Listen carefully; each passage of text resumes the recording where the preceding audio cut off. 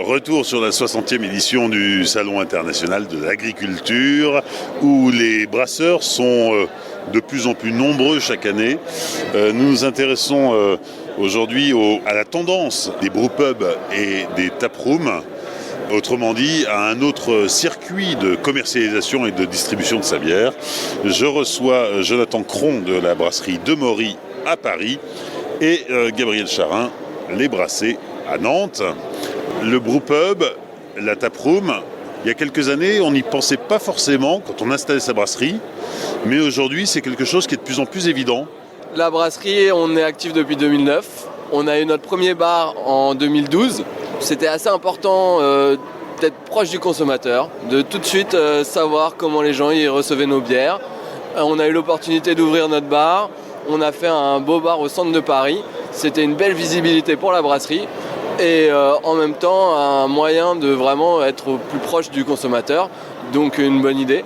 Pour l'instant, on a pu faire un beer garden dans la brasserie, mais les contraintes de production, les contraintes d'accueil du public font que c'est quand même difficile d'allier les deux mondes. Donc on avait d'abord fait le choix d'un taproom un peu décentralisé, et on réfléchit quand même à installer vraiment un bar à dégustation, un lieu de vie dans la brasserie. Mais c'est pas évident. Oui, parce que forcément, quand on installe une partie de son espace de production qui est ouvert au public, il faut tout de suite penser aux normes, à l'accueil du public et à la réglementation en vigueur. Exactement, tout ce qui est coupe-feu, issue de secours, et puis aménager un lieu de stockage en bar. Il y a des contraintes techniques, en plus des contraintes sécuritaires. Donc ça demande quand même pas mal d'investissement si on veut faire les choses dans les règles de l'art. On peut très bien poser une terrasse sur une table et dire aux gens venez, c'est cool, on boit des bières. Mais il y a des petits risques après derrière. Donc on préfère faire les choses plutôt bien et dans l'ordre. Donc on étudie la question. On se rend compte que c'est des gros investissements. Il faut aussi allier le côté production avec le côté accueil du public. Donc bien sûr, il faut respecter les normes, mais après, on ne veut pas mettre de contraintes supplémentaires à nos brasseurs, à notre équipe, parce que il y a le lieu de stockage, on va le réduire, le lieu d'accueil du public, il va falloir organiser les flux, et il faut encore une fois pas faire n'importe quoi si on veut que ça se passe bien. Alors la solution pour Demory, ça a été d'ouvrir des bars un peu satellites à la brasserie, des taprooms en fait. C'est ça, Bobigny, où on est installé à la limite de Pantin, c'est devenu de plus en plus cool. Mais il y a 2016-17, c'était quand même moins accessible, moins sympa. Donc on est juste à côté du métro, on s'est toujours dit que ça allait être une opportunité d'accueillir du public un jour. Mais on a eu l'opportunité d'ouvrir dans Paris un bar à Châtelet, un bar à Pigalle. Et du coup, là, c'est d'autres intérêts, on va dire, d'autres investisseurs, d'autres histoires à raconter. Mais pour nous, c'est génial en tant que brasserie parce que, voilà, encore une fois, on est en direct avec le consommateur. C'est sympa. Pour le bar, c'est plutôt une histoire à raconter qui est portée par une brasserie, un projet. Et puis des accords commerciaux, on va dire, plutôt arrangeants. Donc c'est du win-win pour l'établissement, la brasserie. Il faut faire ça avec des gens, on était très proches et donc ça a été une belle aventure jusqu'à présent. Ouais. Gabriel Charin, à Nantes, les Brassés, l'histoire s'est écrite à l'envers, c'est-à-dire qu'il y a d'abord eu un restaurant avec une petite brasserie, c'était un brew-resto, et puis la brasserie qu'on connaît aujourd'hui est arrivée bien après. Donc déjà, dès le départ, il y avait ce concept de brew-restaurant. Mais j'aimerais juste rappeler le concept même d'une brasserie, c'est-à-dire que la restauration, c'est approprier le terme brasserie. Mais en fait, c'est quoi une brasserie à la base ? Une brasserie, c'est un restaurant qui produit sa bière. Vous avez une brasserie qui est emblématique à Lyon, qui s'appelle la brasserie Georges, et une des plus grandes salles en Europe en termes de réception du client. Donc, qu'est-ce que c'est une brasserie à la base ? Historiquement, c'est un grand restaurant qui sert à manger de manière continue et qui produit sa bière sur place.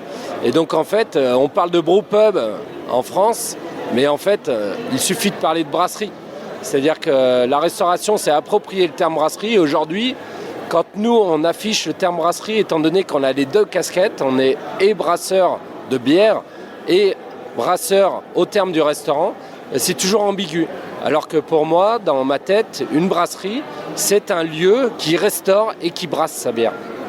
Donc aujourd'hui, le terme brewpub, moi j'ai du mal à me reconnaître dedans parce que nous, on a une vraie cuisine où on fait vraiment à manger et on produit la bière sur place. Alors pour des raisons techniques, on a dû déplacer la production de bière parce que un peu à la même manière que la brasserie Georges qui pendant des années ont arrêté de produire de la bière pour des raisons de contraintes techniques. Et comme l'expliquait aujourd'hui Jonathan, eux ils ont des contraintes pour accueillir du public et le restaurant a des contraintes pour produire de la bière. Parce que forcément, une petite salle de brassage, en termes de rapport, on a toujours tendance à penser que le brasseur qui produit sa bière sur place gagne beaucoup plus d'argent qu'un autre. Mais en fait, de produire en petite quantité, ça coûte beaucoup plus cher que de produire en masse. Et donc derrière, aujourd'hui, voilà, l'aspect brasserie, il faut se le remettre en tête et dire que en fait, on parle de brewpub à l'anglaise parce que les Anglais n'ont jamais oublié le fait de produire de la bière et de restaurer le client. C'est-à-dire que nous, les brassés, c'est venu de voyage, c'est venu d'inspiration anglo-saxonne, en fait, l'Australie, les États-Unis, l'Angleterre, la Nouvelle-Zélande, où en fait, il n'y a pas une brasserie qui ne restaure pas les gens. C'est-à-dire que dans toutes les brasseries productrices de bière, on peut manger et on peut boire une bière sur place. Donc pour moi, c'est indissociable. Les deux doivent être liés et c'est pour ça qu'aujourd'hui, les brassés sont nés de ça et continuent à l'être. Et à chaque endroit, maintenant, on a déplacé la production de bière, mais à l'endroit où on a déplacé la production, on a aussi créé un lieu de vie où on peut déguster la bière sur place.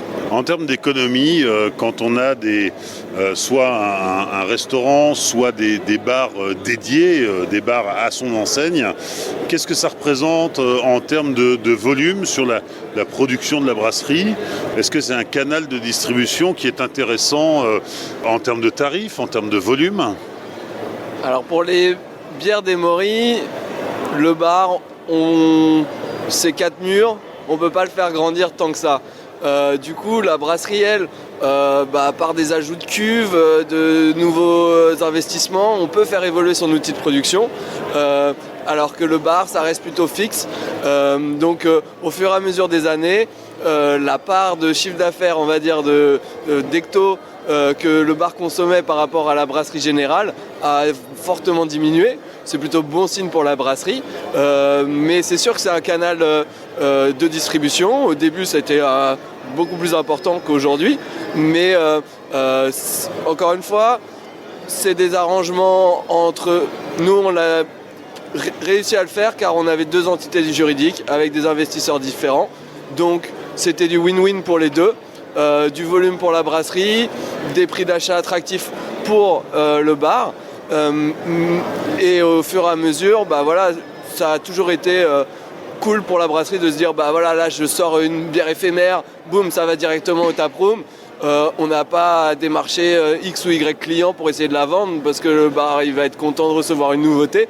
Donc ça c'est plutôt cool. En même temps pour le bar c'est vraiment intéressant, et puis même pour les équipes du bar, ils s'associent à la marque, ça crée un univers on va dire entre les équipes de la brasserie et les équipes du bar. C'est une unité qui est pas toujours facile à garder parce que les gens sont pas sur le même site, ils ont des activités différentes, une de jour, une de nuit, il faut réussir à allier les deux univers.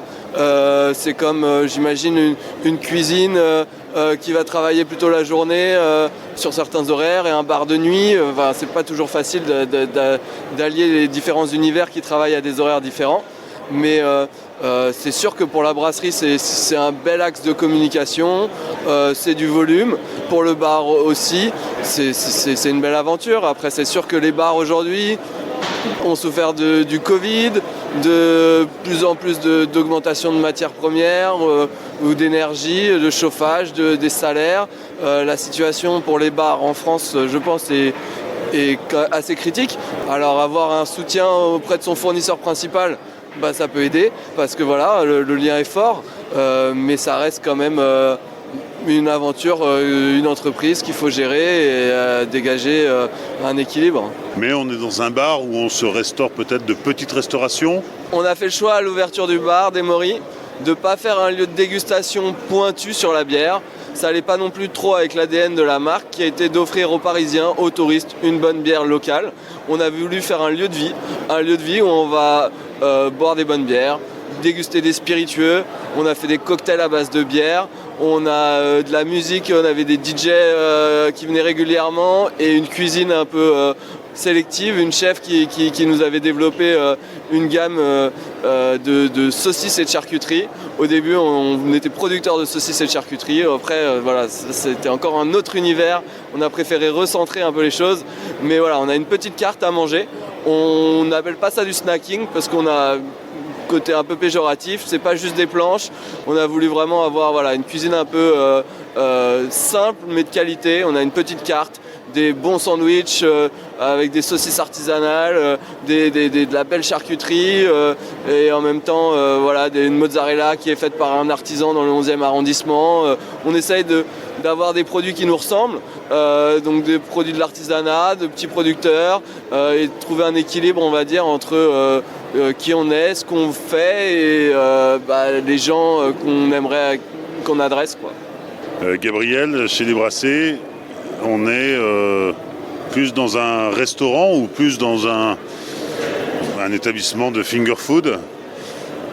Nous, on a choisi vraiment, on est un restaurant à part entière, c'est-à-dire qu'on propose du plat du jour, on a une carte complète, on fait de la grillade, on fait de l'entrée, plat, dessert, enfin voilà, de type restaurant ou type brasserie si on veut revenir à ce que je disais tout à l'heure.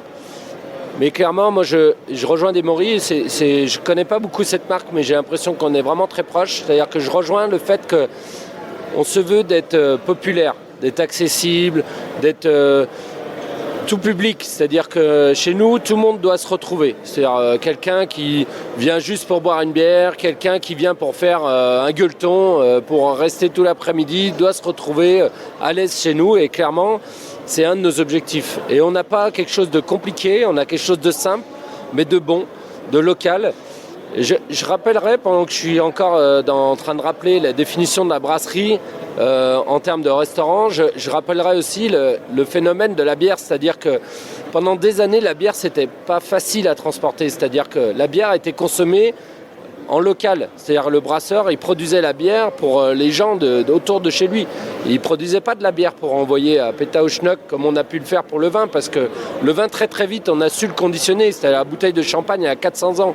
Donc on a très vite su valoriser ça, et surtout que la céréale, c'est quelque chose qu'on trouve dans le monde entier. Donc en fait, on peut produire une bière à peu près n'importe où dans le monde.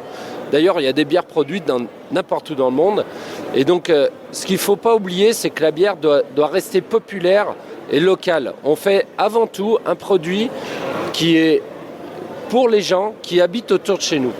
Moi, j'aime rappeler le fait que 80% de nos clients sont à moins de 50 km de chez nous.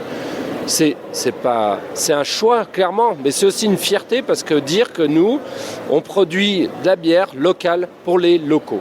Et aujourd'hui, si on se réfère à ce qu'on voit dans la bière, c'est-à-dire qu'on dit toujours le milieu brassicole est en difficulté, il y a des gens qui souffrent, oui, il y a des gens qui souffrent, mais parce que peut-être qu'ils ont oublié aussi qu'avant tout, on doit d'abord produire pour les gens autour de nous.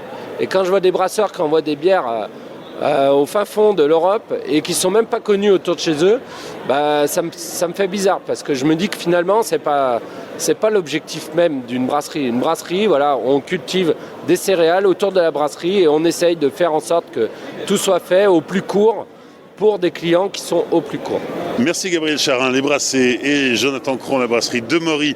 Alors Les Brassés, c'est à Nantes, la brasserie Demory est basée à Bobigny, dans le département de Seine-Saint-Denis. Merci de vous être arrêté pendant ce salon d'agriculture pour nous parler de la nouvelle tendance des brewpubs et des taprooms au service des brasseries. Merci.